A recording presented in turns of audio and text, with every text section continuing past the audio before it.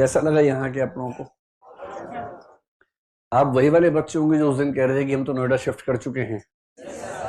आप में से कितने लोग नोएडा में ही रहते हैं अब? वाह। हाँ, अशोक नगर को अब तकनीकी तौर पर तो दिल्ली मानना पड़ेगा, ठीक बात है। एड्रेस तो दिल्ली का ही आता है। अशोक नगर कितना दूर है यहाँ से? 1 किलोमीटर पैदल लाने का रास्ता है। आप लोग पैदल ही आते हैं वहां से? और आपकी उम्र में तो मतलब 1-2 किलोमीटर क्या होता है पता भी नहीं चलना चाहिए। और 1 किलोमीटर का मतलब है कि मैक्सिमम आपको 10-11 मिनट लगते हैं आने में। 10 से 15 मिनट मैक्सिमम है ना। अगर आपकी स्पीड मतलब 6 की स्पीड थोड़ी ज्यादा होगी, पर 5 की भी स्पीड अगर हो तो 12 मिनट में आ जाते होंगे। तो अगर मुझसे कोई पूछे, नया बच्चा या उसके पेरेंट्स की हमारे बच्चे को नोएडा में पढ़ना, वो कहाँ रहे, तो क्या मैं उसको न्यू अशोक नगर बोल सकता हूँ? अच्छी जगह है। तो जो बच्चे न्यू अशोक नगर में नहीं रहते वो कहाँ रहते हैं? 15 में। 15 का मतलब कोई खास गांव का नाम है या क्या है? सेक्टर 15 तो ये है, मैं जानता हूँ, लेकिन अच्छा ABCD ब्लॉक्स है। क्योंकि नोएडा में क्या है कि जो मेन रोड्स हैं वो तो सेक्टर्स में डिवाइडेड है, उसके एकदम पीछे जो पुराने गांव हैं वहां बहुत लोग रहते हैं। वहां पर बहुत सारे पीजीज चलते हैं। तो मैं अनुमान करता कि सेक्टर 15-16 में भी बहुत सारे ऐसे एरिया होंगे जहां पीजी चलते होंगे। अब उनका नाम क्या है, सेक्टर है या गांव के नाम से, ये मुझे नहीं पता था। तो सेक्टर के नाम से आप बता रहे हैं। तो सेक्टर 15 में कितने बच्चे रहते हैं आप में से? अच्छा, सेक्टर 15 और न्यू अशोक नगर में सस्ता कौन सा पड़ता है? न्यू अशोक नगर है। तो एक बार फिर से मैं आप लोगों का धन्यवाद अदा करता हूं कि आप लोगों ने, असल में कल मैं दिन भर यहाँ पर था नोएडा में ही। 4 महीने से हमारी टीम काम कर रही थी यहाँ। और करोल बाग में पिछले कुछ दिनों में जो बच्चों की संख्या थी उसको देख के हमें अंदेशा था कि बच्चे हैं कहाँ वो, जो एक जमाने में नेहरू विहार में थे वो हैं कहाँ। करोल बाग तो आते नहीं थे। मतलब कितने आते थे, उसके आधे या उससे थोड़े कम। नेहरू विहार मुखर्जी नगर में बच्चे दिखते नहीं थे। वहां के लोग बोलते हैं आजकल बच्चे दिखते ही नहीं है। हमें लगा गए कहाँ, करोल बाग में भी नहीं आ रहे, नेहरू विहार में दिख नहीं रहे हैं। तो हमने इसी भ्रांति में 4 दिन पहले वहां जब क्लास रखी, ज्यादा बच्चों को बुला लिया। लेकिन उस दिन मुझे समझ में आया कि नहीं, बच्चे हैं आसपास कहीं ना कहीं छुपे हुए हैं, लेकिन वो हैं। समय होने पर वो निकल के आते हैं अपनी अपनी गुफाओं से बाहर। जैसे कुंभ के मेले में बहुत लोग गुफाओं से निकल के आते हैं, कुंभ में नहाते हैं, फिर लौट जाते हैं। अब ऐसे ही कल हम जब यहाँ आए तो हमारी टीम बड़ी पसोपेश में थी कि बच्चे नोएडा आना पसंद करेंगे या नहीं करेंगे मुखर्जी नगर से। तो मैंने कहा आना ही चाहिए, क्योंकि करोल बाग में तो इतने बच्चे नहीं आ रहे, तो हम ये मान सकते हैं कि वो नोएडा में आना चाह रहे होंगे। पर हम ये मान के चल रहे थे कि जितनी यहाँ की क्लासरूम की स्ट्रेंथ है, ये सेमिनार रूम है, बाकी क्लासरूम थोड़े छोटे यहाँ पर हैं, तो हमने ये मान लिया था कि लगभग 50% के आसपास बच्चे आएंगे। तो आज बच्चों ने वही सरप्राइज हमें दिया जो आपने दिया 4 दिन पहले।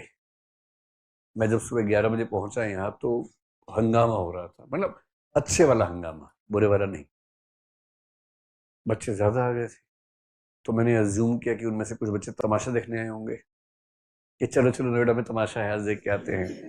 तो मैंने से हर क्लास में जाके मैंने पूछा, आप में से तमाशबीन कितने हैं भाई जो आज तमाशा देखने आए हैं? तो बोले नहीं, हम क्लास करने आए और करेंगे हम। तो मुझे कल रात तक जो दुविधा थी कि नोएडा में बच्चे आएंगे नहीं आएंगे, वो दुविधा आज पूरी तरह से जड़ से खत्म हो गई। तो कल तक मैं ये कह रहा था कि हमें अनुमान है कि भविष्य में नोएडा हिंदी माध्यम का हब बनेगा। आज मैं ये घोषणा कर रहा हूं कि नोएडा हिंदी माध्यम का हब बन गया है। अब कोई दुविधा नहीं, कोई कोई दूर दूर तक दुविधा नहीं। मतलब जिस क्लास में नेहरू विहार में मान लीजिए 200 बच्चे आते थे, करोल बाग में 100 रह गए, उसमें आज 350 बच्चे आए हुए थे। अनुपात बता रहा हूँ, परसेंटेज आप समझ सकते हैं। तो हमें अब दुविधा खत्म हो गई है और हम पूरी मुस्तैदी से अभी कम से कम 15-20 दिन तक मैं भी रोज यहाँ आऊँगा, हमारी पूरी टीम आएगी, मैनेजमेंट की भी। और कोशिश ये रहेगी, क्योंकि जब कुछ नया सेंटर बनता है ना, तो उस दिन एक शब्द है अंग्रेजी में, टीदिंग इश्यूज। टीदिंग इश्यूज का मतलब ये होता है जब बच्चे के दांत आने लगते हैं ना, बहुत खुजली होती है उससे दांत में। दांत तो आए नहीं, खुजली का हो रही है, जहां से दांत निकलते हैं वहां खुजली होती है। तो वो जो चीज मिलता है मुंह के अंदर रख के रगड़ने लगता है कि खुजली हो रही है, तो उसको प्लास्टिक की चाबियां देते हैं, प्लास्टिक के छल्ले देते हैं कि उससे रगड़े, क्योंकि वो तो कुछ भी चाकू मिलेगा उससे रगड़ देता है। तो इसको बोलते टीदिंग इश्यूज, थोड़ी परेशानी शुरुआत में। तो अंग्रेजी का मुहावरा है कि जब भी आप कुछ नया शुरू करते हैं तो वहां टीदिंग इश्यूज आते हैं। तो टीदिंग इश्यूज यही है, जैसे मार्कर नहीं रखा हुआ था क्योंकि पहली क्लास है ना। तो 2 4 5 7 दिन में यहाँ चीजें उतनी ही स्मूथ हो जाएंगी जितना नेहरू विहार में थी।